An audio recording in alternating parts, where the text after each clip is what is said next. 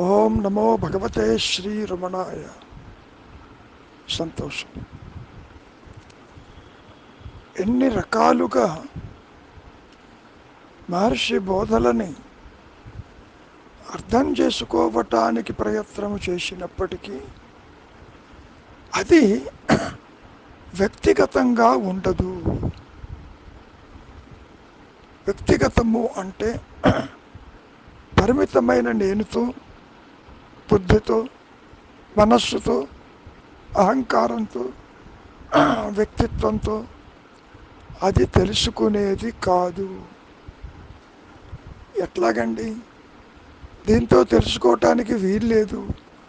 కానీ ఏ మనస్సు అయితే ఉన్నదో ఆ మనస్సుతోటి తెలుసుకోవటానికి వీలు లేనప్పుడు ఆ మనస్సే తోడ్పడుతుందంటంలో ఇంకా చిక్కుముడులు ఎక్కువగా కనిపిస్తూ ఉంటాయి. కారణం ఏంటంటే మహర్షి యొక్క ఉపదేశ సారము లేదా అనుభవ సారము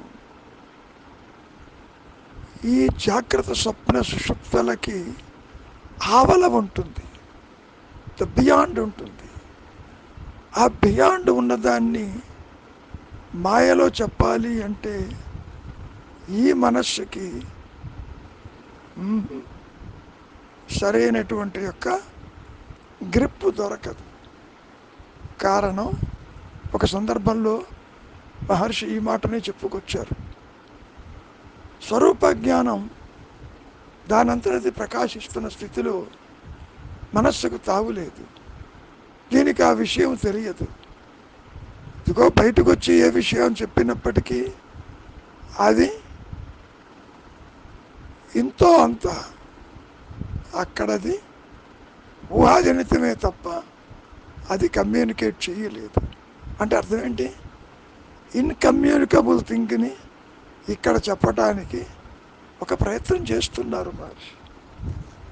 కనుక అనుభవం అంటే మరొక్కసారి మనం సింహావలోకనం చేసుకుంటే అది వ్యక్తిగత అనుభవం కాదు. ఆత్మని దర్శించిన వారు, దర్శించని వారు అంటూ ఎవరూ ఉండరు. ఈ మనస్సుతో, ఈ వ్యక్తిత్వంతో, ఈ ఇంద్రియాలతో భౌతికమైన ప్రపంచాన్ని, దేహాన్ని, కష్ట సుఖాలని, పాప పుణ్యాలని అనుభవించినట్టుగా ఉండదు అని చెబుతున్నారు. అది గ్రహించాలి మనం. సరే, ఇప్పుడు వరుసగా ఈ మనస్సు యొక్క ప్రవర్తన గురించే ఇప్పుడు చదువుతున్న శ్లోకాల్లో కనపడుతూ ఉంటుంది. ఒక రకంగా అది రిపిటేషనే. మాటి మాటికి అటు తిప్పి ఇటు తిప్పి దాన్ని చెప్పడానికి చేసే ప్రయత్నం అయితే అంతకంటే ఏమీ లేదు. సరే, 12వ శ్లోకం ఈరోజు కాస్త పరిశీలిద్దాం. ఏమిటో చూద్దాం. అన్నీ మనస్సుకు సంబంధించినవి, మరొకటేది ఉండదు ఇక్కడ. చూద్దాం ఏమంటుందో. 12వ శ్లోకం ఏం చెబుతున్నారంటే, చిత్తవాయవ చిత్క్రియాయుత శాఖయోర్ధ్వయి శక్తి మూలక. చాలా సింపుల్గా అది ఉంటుంది. ఇక్కడ కాస్త విశ్లేషిస్తున్నారు. ఎలా ఉంటుందంటే, ఏ శక్తి అయితే ఉన్నదో, ఏ ఎరుక అయితే ఉన్నదో, ఏ కాన్షియస్నెస్ అయితే ఉన్నదో, ఏ అవేర్నెస్ అయితే ఉన్నదో, ఆ ఎరుక, దానితో కూడినటువంటి శక్తి మూలము నుంచి చూడండి, ఈ మనస్సు, వాయువు అను 2 శాఖలు ఉద్భవిస్తున్నాయి. శాఖలు అంటున్నారు, పాయలు అంటున్నారు, వాయువు అంటున్నారు, మనస్సు అంటున్నారు. అంటే అర్థమేమిటి? గతంలో చెప్పుకున్నట్టుగానే ఈ మనోమూలము, వాయు మూలము ఎక్కడి నుంచి వస్తుంది? ఇదిగో ఎరుకతో కూడిన నేను ఉన్నానన్న జ్ఞానముతో అది ఉంటూ ఆ శక్తి నుంచి, ఆ మూలం నుంచి మనస్సు, ఇదిగో ఈ ప్రాణము, ప్రాణం అంటే వాయువు, ఈ రెండిటికి మూలం ఒకటేను. అంటే ఈ రెండు శాఖలు అని ఎందుకు చెబుతున్నారు అంటే దే ఆర్ ఇంటర్లింక్డ్. మనస్సు ఫంక్షన్ చేయాలి అంటే ప్రాణం కావాలి. ఎందుకని? మనస్సు జడమైనది, దాన్ని తేజోవంతం చెయ్యాలి అంటే అక్కడ జ్ఞానముతో కూడుకొని ఉంటేనే, చైతన్యంతో కూడుకొని ఉంటేనే అది చైతన్యవంతమవుతుంది. మరి దానికి కారణం ఎట్లాగూ, ఏ విధంగా అవుతుంది అన్నప్పుడు ఇదిగో ఈ వాయువు, ప్రాణము. ప్రాణాన్ని ప్రాణం కూడా జడమే, అందులో సందేహం లేదు. పంచభూతములన్నీ జడములే. ఇవన్నీ కూడా జ్ఞానం, కాన్షియస్నెస్, ఉన్నానన్న ఎరుక, దాన్ని మనం ఈ ద్వైతంలో ఆబ్జెక్టిఫై చెయ్యలేము, కమ్యూనికేట్ చెయ్యలేము. అయినప్పటికీ ఇక్కడ ఇంద్రియాలు, మనస్సు, బుద్ధి, అహంకారము, దేహాదులు, జగత్తు, ఈశ్వరుడు, ఈ భావనలన్నీ కూడా తేజోవంతమవుతున్నాయి, అంటే ప్రకాశిస్తున్నాయి. కాబట్టి మనం బాగా అర్థం చేసుకోవాల్సింది ఏమిటి అంటే, మనస్సుందేమో చూడు, దాని మూలాన్ని వెతుకు, ప్రాణ నిరోధం చెయ్యి, గాలి పీల్చి వదిలిపెట్టేటువంటి ప్రక్రియని ఎప్పుడైతే వాయు మూలము, మనోమూలము ఒకటై ఉన్నదో, నీవుగా నిలిచి ఉండటానికి, నీవు ప్రయత్నము చెయ్యటానికి ఇది తోడ్పడుతుంది. అదే విచారము, అదే నీవు చెయ్యవలసింది. నేనెవరు? ఈ నేను అనేది బాడీ మైండ్ కాంప్లెక్స్తో కూడుకొని ఉంది. మనస్సు అనేది మనోబుద్ధి చిత్త అహంకారాలతో కూడుకొని ఉంది. ఇది నిజంగా ఉందేమో చూడు. ఉంటే దాని యొక్క బేస్ ఏమిటి? ఎట్లా ఉంటుందంటే, ఏదో ఒకటి కనపడుతుంది. ఉదాహరణకి, నిప్పు లేనిదే పొగలేదు. అర్థం అవటానికి చెబుతున్న ఈ ఉదాహరణ. పొగ ఉంది అంటే నిప్పు ఉండి తీరాలి. పొగ ఎట్నుంచి వస్తుంది? దాని మూలం ఎత్తుకు. ఆ మూలానికి వెళ్ళేసరికి అక్కడ నిప్పు ఉండి తీరుతుంది. అదే మనకు ఏమని చెప్పుకుంటాం? సామెతే కావచ్చు, నిప్పు లేనిదే పొగలేదు, జ్ఞానము లేనిదే జీవుడు, జగత్తు, ఈశ్వర భావన లేదు. మూలము అంటానికి ఆధారమే తప్ప అది భిన్నము. ఇక్కడ ద్వైతంలో చెప్పుకుంటున్నారు. మనకు అర్థమయ్యేటువంటి రీతిలో, అర్థం చేసుకునే రీతిలో మనోమూలము, వాయుమూలము రెండు ఒకటే అయి ఉన్నాయి. అందుకని ఎరుకతో కూడిన శక్తి మూలము నుంచి, ఎరుక అంటే అవేర్నెస్, ఉన్నానన్న జ్ఞానముతో కూడుకుని ఉన్నటువంటి ఏ ఉच्चతర శక్తి అయితే, ఏ సత్యమైతే ఉన్నదో దాని నుంచి ఈ మనస్సు, వాయువు అనే రెండు శాఖలు వచ్చినాయి. ఈ రెండు కూడా గతంలో కూడా చెప్పుకున్నట్టు దే ఆర్ ఇంటర్వోవెన్, రెండూ కలిసి ఉంటాయి. మనస్సును నియంత్రించాలి అంటే ప్రాణశక్తిని నియంత్రించాలి. ప్రాణశక్తి కనుక పూరక రేచక కుంభకములు వాయు చలనము అక్కడ ఆగినప్పుడు, కుంభకాలు ఏర్పడినప్పుడు అటు గాలి పీల్చడం వదిలిపెట్టు అంటూ ఉండదండి. ఆ స్థితిలో మనస్సు తన మూలమైనటువంటి ఎరుకని చేరుకుని తనకు తానుగా అహమహమంటూ అది నిలిచి ఉంటుంది అనేది బోధించటానికి మాయలో ఒక ప్రయత్నము చేశారు రమణ మహర్షుల వారు. ఇది సూచన. సూచన అంటే ఇండికేషన్. నిజానికి ఆత్మకన్యముగా మనస్సు కానీ, వాయువు కానీ, ఇంద్రియాలు కానీ, దేహాత్మబుద్ధి కానీ, అవస్థలు కానీ, జగజ్జీవ జీవ ఈశ్వర భావన కానీ, ఇవన్నీ భావనలకే పరిమితమై ఉంది కనుక అవి ఎక్కడా లేవు. వాటికి స్వయం ప్రకాశము లేదు. ఒకదాని మీద ఆధారపడి ఇది ప్రకాశిస్తున్నది.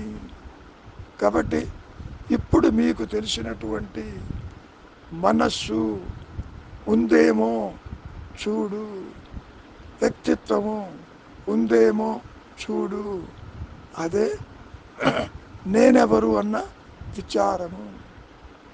ఎందుకీ దుఃఖాలు కలుగుతున్నాయి? అవిచారం వల్ల, విచారం చేయకపోవటం వల్ల. బ్రహ్మజనితమైనటువంటి ఈ సృష్టిలో జీవుడు కూడా జనన మరణాలని, సుఖ దుఃఖాలని, మంచి చెడులని అనుభవిస్తూ ఇది సత్యం అనుకుంటూ ఉంటున్నాడు. ఇది సత్యము కాదు. ద్వైత జ్ఞానమంతా అజ్ఞానమే అన్నారు. కాబట్టి ఇప్పుడు మీకు తెలిసినటువంటి ఈ మనస్సు, ఈ వ్యక్తిత్వము, ఈ ప్రాణశక్తి మూలమెత్తుకు, అక్కడి నుంచే వస్తుంది ఇది. ఆ వెతికే ప్రయత్నంలో మనస్సు ఇంట్రావర్ట్ అయినప్పుడు, అంతర్ముఖమైనప్పుడు అది తన మూలమే నిలిచి అహమహమంటూ ప్రకాశిస్తుంది. అది కొత్తగా వచ్చేది కాదు. సంతోషం.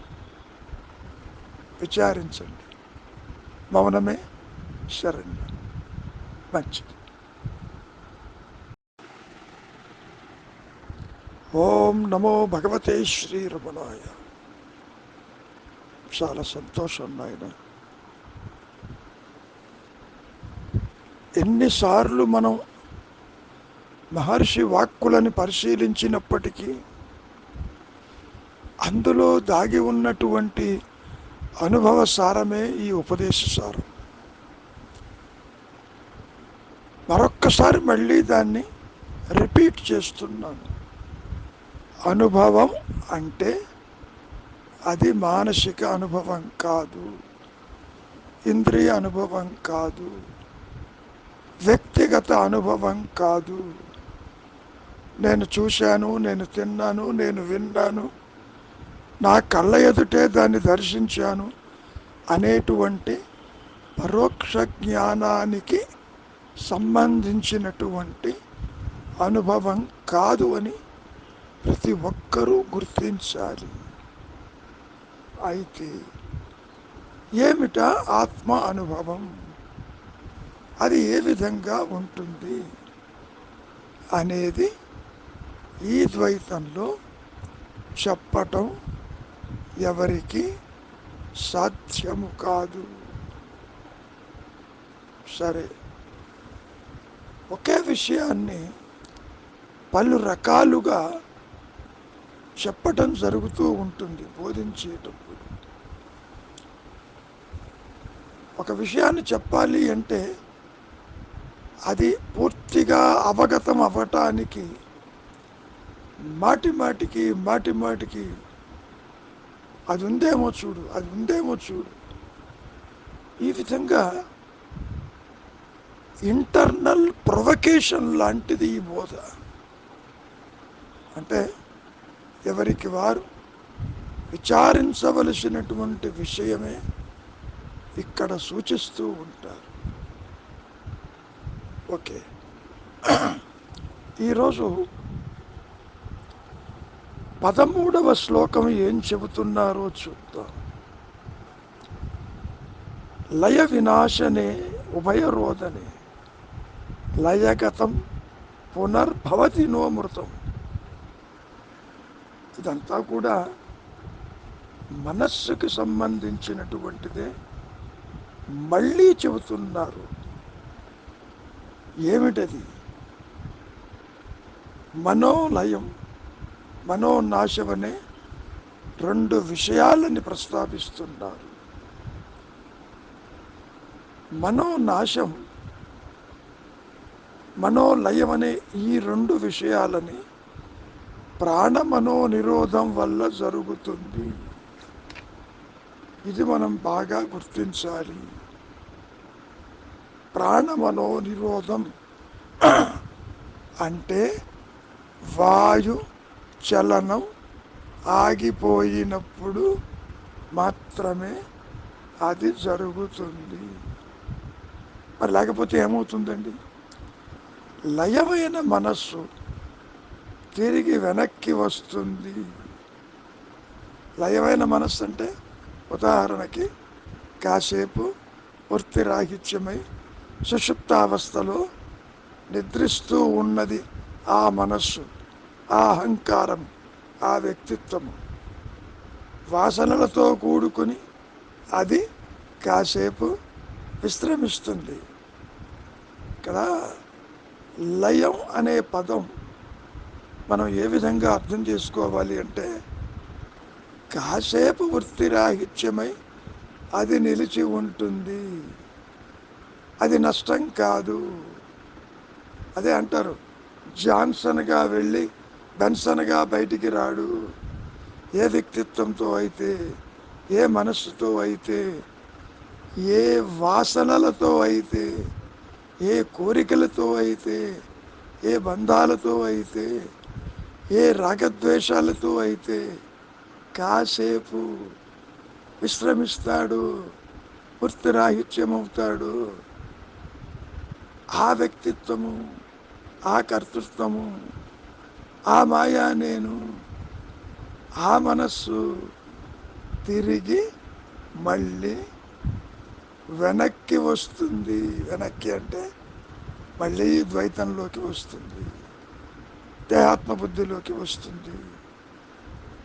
మళ్ళీ ప్రపంచము, సంసారము, ఇంద్రియ వ్యాపారములు, జీవుడు, జగత్తు, ఈశ్వరుడు, నాది నీది, వారు వీరు, మంచి చెడు, న్యాయము అన్యాయము అంటే అది పునర్వైభవాన్ని తీసుకొస్తుంది. అంటే అది మరణించదు. మహర్షి చాలాసార్లు మనోనాశము, నష్ట మనసు అనేటువంటి మాటలని ప్రయోగించటం జరిగింది. ఇప్పుడు లయం అంటే చూచాయిగా అందరికీ అర్థమైపోయింది. కాసేపు నిద్రించావు, మళ్ళీ బయటికి రాగానే అదే దేహము, అదే సంసారము, అదే కోరికలు, అదే బంధాలు, అవే ప్రకాశిస్తూ ఉన్నాయిగా, కొత్తవేమీ లేవుగా. అదే ప్రదేశాలు, అదే ఆకర్షణలు. కనుక మరి మనోనాశాన్ని ఏ విధంగా మనం అర్థం చేసుకోవాలి? ఇది చాలా ఇబ్బందికరమైన విషయమే. అందరికీ అనిపిస్తూ ఉంటుంది, మనస్సు కనుక నాశనమైతే, అది లేకుండా పోతే ఈ జగత్ ఏమవుతుంది, ఈ సంసారం ఏమవుతుంది, ఇదంతా ఎవరు చేస్తారు, ఎవరు చూస్తారు, దీని గతి ఏమవుతుంది? అని బంధంతో వ్యాకులు చెందుతూ ఉంటాడు. అయితే ఇక్కడ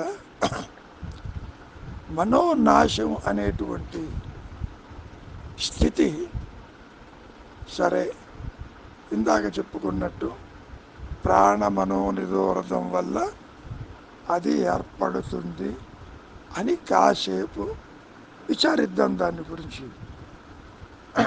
ప్రాణ మనోనిరోధం అంటే సంకల్పములు లేకుండా ఊపిరి గాలి పీల్చి వదిలిపెట్టే ప్రక్రియని అక్కడ స్తంభించిపోతుంది. అదే అంటారు కేవల కుంభకములలో, అది బాహ్య కుంభకం కావచ్చు, అంతర కుంభకం కావచ్చు, అంటే ఇట్ విల్ బి అరెస్టెడ్. మీరు అనుకోవచ్చు ఇది ఆగిపోతే నా గతి ఏమిటని. దేహాత్మ బుద్ధితో చూస్తున్నారు కాబట్టి ఇది పోతే నేను పోతాను, దేహం పోతే నేను పోతాను, దేహ ధర్మాలు నా ధర్మాలు, నేనంటే ఈ దేహమేను, దేహ సంబంధమైనటువంటి బంధాలు రాగాలు ద్వేషాలు నాది నీది వారు వీరు అనేవి ఇక్కడ ఏర్పడుతున్నాయి అనేది మనకు బాగా తెలుసు, బాగా స్పష్టంగా అది గోచరమవుతుంది. అయితే పంచేంద్రియములు ఎక్కడైతే ఫంక్షన్ అవుతున్నాయో అవి వాటి వాటి అనుభవాలు టు బ్యాకప్ ఫైల్స్ లాగా వెనక అవి రికార్డ్ అయి కూర్చుంటాయి. ఒకసారి ఒక అనుభవాన్ని ఏర్పరచుకుంది అనుకుందాం, అది మళ్ళీ రిట్రైవ్ చేస్తుంది, అది నష్టము కాదు. అంటే ఎప్పుడో జరిగిన విషయాలని, ఎప్పుడో అనుభవించినటువంటి యొక్క ఇంద్రియ సుఖాలని అది అహంకారము, ఈ వ్యక్తిత్వము మళ్ళీ రిట్రైవ్ చేస్తుంది. రిట్రైవ్ అంటే తవ్వి బయటికి తీస్తుంది. అప్పుడు తిన్నాను బాగుంది, అప్పుడు అనుభవించాను, మళ్ళీ అనుభవించాలి, అదే వాసన కూర్చుంటుంది. కాబట్టి ఇక్కడ మహర్షి ఏమని స్పష్టం చేస్తున్నారు, లయమై వెనక్కి వచ్చింది అంటే వాసనలు ఉండి తీరుతాయి. మరి ఏ విధంగానండి దీన్ని హౌ టు గో అహెడ్ అన్నప్పుడు, ఏ ఇంద్రియ వ్యాపారములైతే అనుభవం అయిన తరువాత అక్కడ రికార్డు కాదో ఆ మనస్సు నష్టమైనట్టు లెక్క. రిట్రైవ్ చేస్తుంది అంటే యాక్టివ్ మైండ్, రిట్రైవ్ చేయటం లేదు, ఆ యాక్టివిటీ అయిపోయింది, అనుభవాలు ఎక్కడా లేవు, స్టోర్లో లేవు. అదే మనోనాశము. ఏమిటండి అటువంటి స్థితి? అదే స్వరూప జ్ఞానము. విశేషం ఏంటంటే అహమహమితి స్ఫురతి, అది ఎప్పుడైతే ప్రకాశిస్తూ ఉందో, నీ ట్రూ ఐడెంటిటీ ఎప్పుడైతే అక్కడ ఎస్టాబ్లిష్ అయిందో, నీవు దేహము కాదని, మనస్సు కాదని, ఇంద్రియాలు కాదని, బుద్ధి కాదని, అవస్థాత్రయములు లేవని నీవెప్పుడైతే నిలిచి ఉంటావో అక్కడ తిరిగి మళ్ళీ మనస్సు ఉంటుంది. ఎట్లా ఉంటుంది? అది తగలపడ్డ తాడులాగా ఉంటుంది. అదే శంకరులు అన్నారు, దగ్ధ బీజంలాగా అది ఉంటుంది, దేనిని బంధించదు, కోరికలు చిగురించవు, నాది నాది అనేవాడెవడు ఉండడు అని స్పష్టం చేశారు. కాబట్టి ప్రాణాయామం చేత మనస్సుని నియంత్రించు, మనస్సుని నష్టపరచు, తీవ్ర వైరాగ్యముతో వాసనల జోలికి పోవద్దు, ఇది అసత్యమని గుర్తించు. ఎన్నిసార్లు చెప్పినా మనస్సుకి ఈ విషయము అవగతం కాదు. కారణం పుట్టుక సత్యమని, మరణము సత్యమని, బంధములు ఉన్నాయని, ప్రదేశాలు ఉన్నాయని, ఇది ఆలోచన కాదని, నా కళ్ళ ఎదుటే అవి కనపడుతున్నాయని, ఈ విధంగా మాయలోకి వెళ్ళటం వల్ల ఈ జీవుడికి మనస్సు నష్ట కావటం లేదు. మనస్సు యాక్టివ్గా ఉంటున్నది. కనుక అంతర్ముఖమై తీవ్ర వైరాగ్యముతో ఎప్పుడైతే ప్రాణ నిరోధం చేస్తారో, ఇంద్రియాలని కంట్రోల్ చేస్తారు, అక్కడ రికార్డింగ్ ఉండదు. మరి ఏముంటుందండి? నేను ఉన్నానన్న జ్ఞానమే మిగిలి ప్రకాశిస్తుంది. వారి బోధలన్నీ కూడా మౌన బోధలే. మౌనానికి రాక తప్పదు. మౌనమే శరణ్యం. వృత్తిరాహిత్యముక విచారించు. ఈ మనస్సు ఉందేమో చూడు. మనస్సు లేని స్థితిలో అది నష్టమైనప్పుడు అటువంటి జీవుడు ఉత్కృష్టమైన యోగి అని కూడా వర్ణించారు. ఇక చేయవలసిందేమీ లేదు. వచ్చిన పని అయిపోయింది. ఐడెంటిటీ క్రైసిస్ తొలగిపోయింది. నేనుగా నిలిచి ఉన్నావు. అదే ముక్త స్థితి, అదే మోక్ష స్థితి, అదే కైవల్యము. ఇక్కడ ప్రతి శ్లోకంలోనూ స్వరూప జ్ఞానం గురించి హైలైట్ చేయటం జరిగింది. విచారించండి. మంచిది. సంతోషం.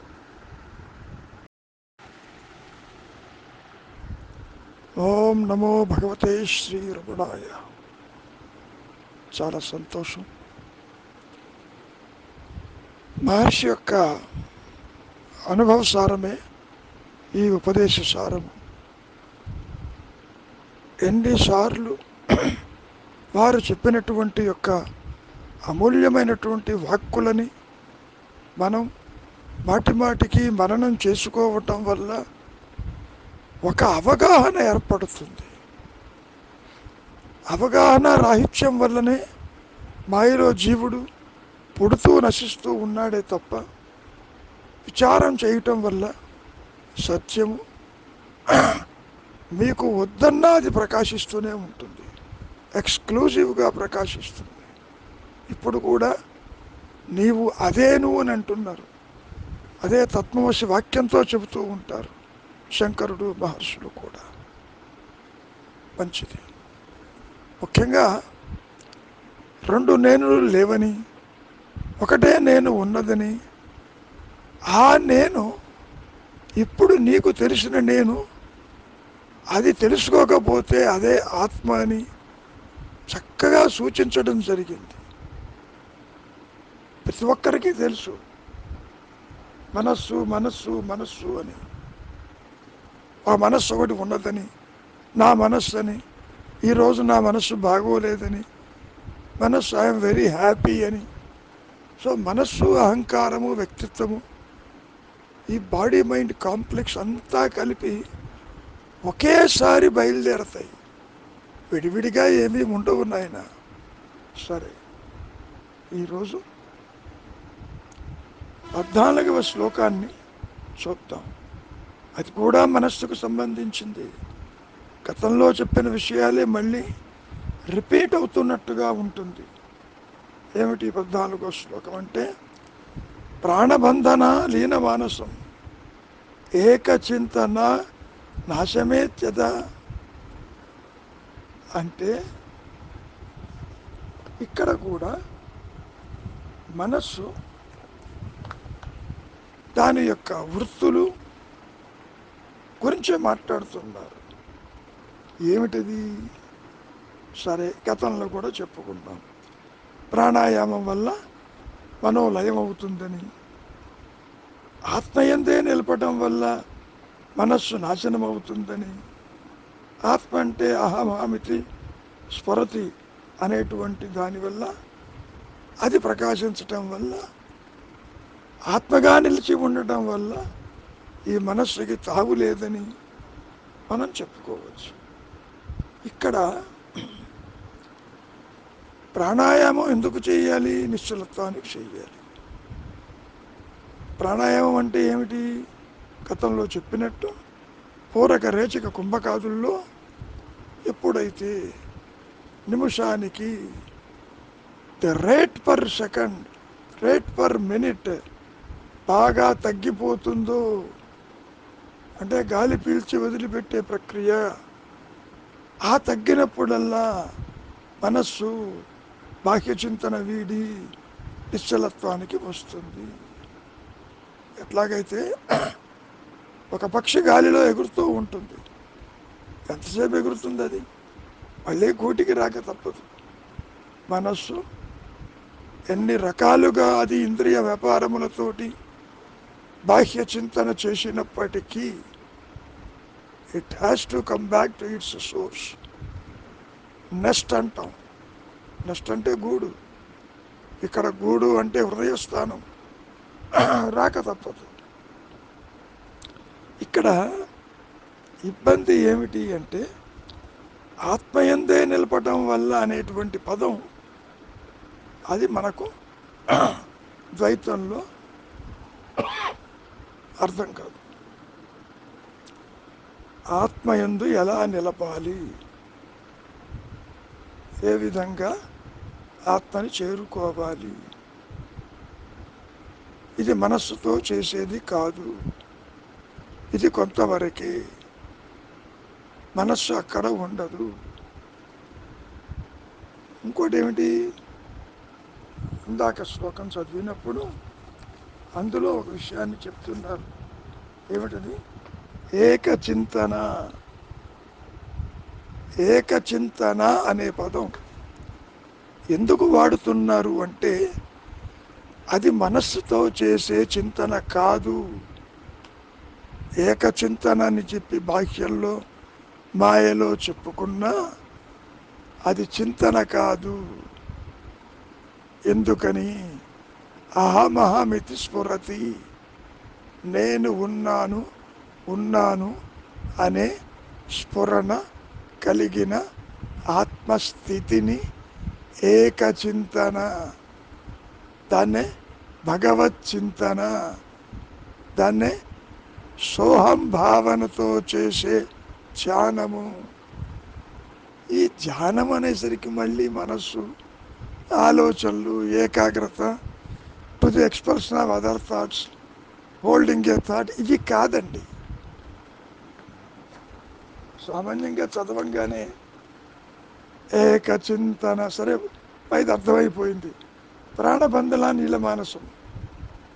సరే, ప్రాణాన్ని బంధించడం వల్ల, ప్రాణాయామం చేయటం వల్ల మనస్సు లీలమవుతుంది. మనస్సు ఎప్పుడైతే లీలమైపోయిందో మరి నెక్స్ట్ ఏమిటి? ఏకచింతన నాశమే కదా. ఇక్కడ అసలు విషయం చెబుతున్నారు. ఆత్మ కూడా చింతిస్తుందనే పదం కంటే ఆత్మవృత్తి చేత, జ్ఞాన వృత్తి చేత అహమహమన్నటువంటి స్థితి ఏర్పడినప్పుడు ఈ మనస్సు పూర్తిగా నాశనమవుతుంది, తల ఎత్తదు. ఇది మనం గ్రహించాలి. ఎట్లాగైతే చిత్తవృత్తులు ఇక్కడ ఉంటాయో, వృత్తి అంటే ఎలా తీసుకోవాలి మనం? ఏ వృత్తుల చేత అది జీవనోపాధి చేస్తుందో అది వృత్తి. మరి మనోవృత్తులు అంటే ఏమిటంటే అండి, రాగద్వేషాలు, నాది నీది, వారు వీరు, గాలి పీల్చడం వదిలిపెట్టడం, తినటం వినటం చూడటం, నిద్రించటం పుట్టటం నశించటం, ఇవన్నీ వృత్తులే. సంకల్పం వచ్చింది అంటే వృత్తులు ఉన్నట్టు లెక్క. అయితే ఇప్పుడు ఏమంటున్నారు? ఆత్మయందే నిలపడం వల్ల ఏ విధంగా నిలపాలి? అహంకారంతోన, చిత్తవృత్తులతోన, మౌనంతోన, ఏమిటి అనేది అక్కడ మనకు అంత తేలికగా అది మింగుడు పడదు. ఏమనుకుంటారు సాధకులు? అసలు ఈ జన్మలో ఆత్మప్రకాశం అవుతుందా, నేను చేరగలనా, నేను పొందగలనా అనేటటువంటి అనుమానాలు తీవ్ర స్థాయిలో ప్రతి సాధకుడిలోనూ, ప్రతి జిజ్ఞాసపరుల్లోనూ ఉంటుంది నాయన. భయపడాల్సిన పని లేదు, అది సహజం. ఎప్పుడైతే ఈ ప్రాపంచిక విషయ వాసనల యందు విముఖత ఏర్పడుతుందో నాకెప్పుడు ఆత్మ ప్రకాశం అవుతుంది? నేను ఉంటూ ఆత్మ ప్రకాశాన్ని దర్శించాలి, అనుభవించాలి. అదే బీయింగు, నోయింగు, సీయింగు, ఎక్స్పీరియన్సింగ్ అని ఎన్ని రకాలుగా చెప్పినా చివరికి ఏమిటి? మనోనాశము కాక తప్పదు. ఈ నాశమన్న పదం ఎందుకు వాడుతున్నాం? అది ఒక్క స్వరూప జ్ఞానంతోనే అది పోతుంది. ఆ మనస్సుతో పాటు విశేషం చూడండి, దేహాత్మబుద్ధి, జగత్తు, నీవనుకునే ఈశ్వరుడు, సృష్టి, బంధాలు ఇవన్నీ కూడా అదృశ్యమైపోతాయి. అంటే ఏమని చెప్పుకోవచ్చు? ఈ అజ్ఞానజనితమైన ద్వైతము అంతరించిపోతుంది, అదృశ్యమైపోతుంది. ఒక సందర్భంలో మహర్షిని సూటిగా అడిగారు, what is the purpose of realisation or the benefit of realisation? ఆయన సింపుల్గా జనన మరణాలు ఉండవు అన్నాడు. అంటే ఈ దేహాత్మబుద్ధితో నేను పుట్టాను, నేను పుట్టాను, నేను మరణిస్తాను అని ఎప్పుడైతే నీవు దేహంతో అసోసియేట్ అయినప్పుడు దాని ధర్మాలు నీ ధర్మాలను అనుకుంటావో అటువంటిదేది ఉండదు. కాబట్టి ఆత్మయందే నిలబడడం అంటే ఏమిటి? మళ్ళీ మరొక్కసారి చాలా డీప్ రూటెడ్గా ఆలోచించండి. ఆలోచన లేకపోతే నీవు ఆత్మవేను అని అర్థం. అది ఎలా ఉంటుంది? అహమహమితి స్ఫురతి, అహం స్ఫురణతో నిలిచి ఉంటుంది. అది ఏకంగా ఉంటుంది, అనంతంగా ఉంటుంది, దానికి అన్యం ఉండదు. అది తనకు తాను తనలోనే ప్రకాశిస్తూ ఉంటుంది. ఆ స్థితిలో అంటే ఆత్మస్థితిలో మనస్సెక్కడ, జీవుడెక్కడ, జగత్తెక్కడ, గతంలో అనుకున్న ఈశ్వర భావన ఎక్కడ? అసలు సృష్టే ఉండదు.